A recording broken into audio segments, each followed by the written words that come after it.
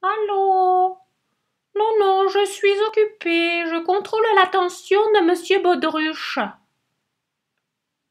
Bonjour, nous voici partis pour la 14e capsule. Allons découvrir ce qu'est la pression artérielle et comment elle est contrôlée. La pression artérielle, on va l'abréger PA, est également appelée tension. Ceci correspond à la force exercée par le sang sur la paroi d'une artère. Cette force dépend du débit sanguin, donc de la puissance avec laquelle le sang est expulsé dans l'artère.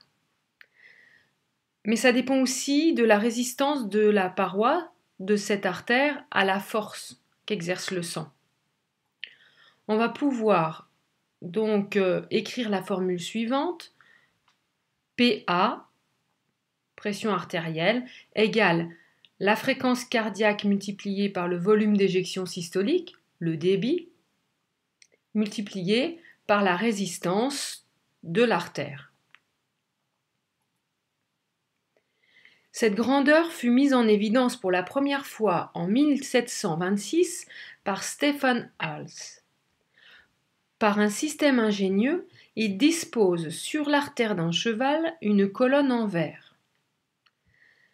Celle-ci est rapidement remplie par le sang de l'animal qui monte et qui descend dans la colonne au gré des battements cardiaques. C'est le premier manomètre qui fut inventé. Alors on n'a pas donné de valeur à la pression cardiaque à ce moment-là, il faut attendre environ 100 ans pour avoir un vrai manomètre utilisant du mercure, d'où l'unité toujours utilisée pour la pression artérielle, le centimètre de mercure. Mais madame, mon médecin me donne toujours 2 valeurs lorsqu'il prend ma tension. Bon, c'est vrai. Lorsque l'on enregistre une tension en continu, elle oscille entre 2 valeurs, une maximale et une minimale. La valeur maximale est obtenue lorsque le sang est expulsé du cœur violemment, c'est lors de la systole, c'est lors de la contraction cardiaque. On parle de pression systolique. La plus basse est obtenue lorsque le sang circule beaucoup plus calmement lors du repos cardiaque, c'est-à-dire lors de la diastole. C'est la pression diastolique.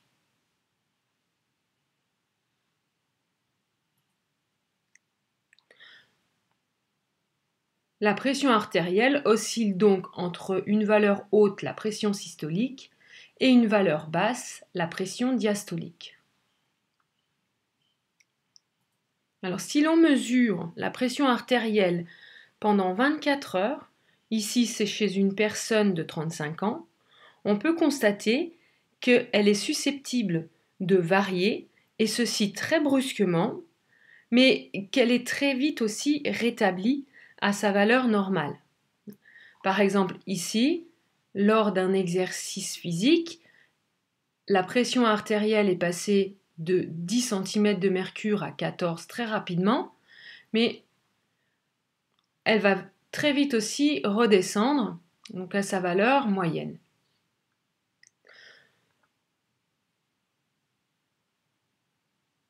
Quelles sont les causes de ces variations? Donc, il peut y avoir l'effort physique, ou bien une activité intellectuelle, ou lors d'émotions intenses par exemple. Dans ce cas-là, la pression artérielle augmente.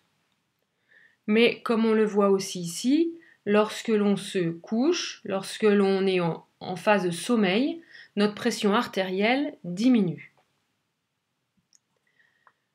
La pression artérielle est donc adaptée au type et à l'intensité de l'activité que l'on pratique. Et ceci se fait en temps réel.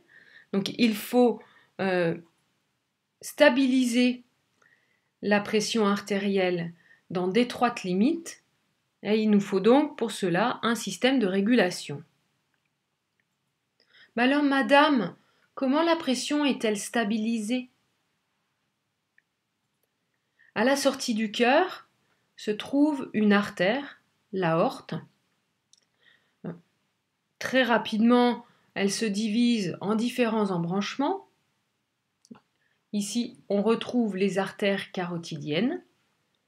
Et on a constaté que certaines zones de cette artère carotidienne sont sensibles à la pression artérielle et sont capables de transférer des informations de celle-ci à une zone très particulière de notre système nerveux, localisée juste à la naissance de la moelle épinière, c'est le bulbe rachidien. Il va être lui chargé de maintenir la pression artérielle dans un intervalle de valeur estimé tolérable. Il y a donc un système de régulation constitué par des récepteurs, ici on parle de barorécepteurs carotidiens, qui vont être sensibles à la pression artérielle. Il y a un bulbe rachidien qui lui va pouvoir analyser les informations et il nous faut maintenant des transmetteurs. Eh bien, ce sont différentes sortes de nerfs, par exemple le sympathique ou le parasympathique, qui vont transmettre les informations. Eh bien, il nous reste pour notre TP à établir les relations entre ces différents éléments et à montrer et comprendre comment la pression artérielle est régulée par l'ensemble de ces parties de notre organisme.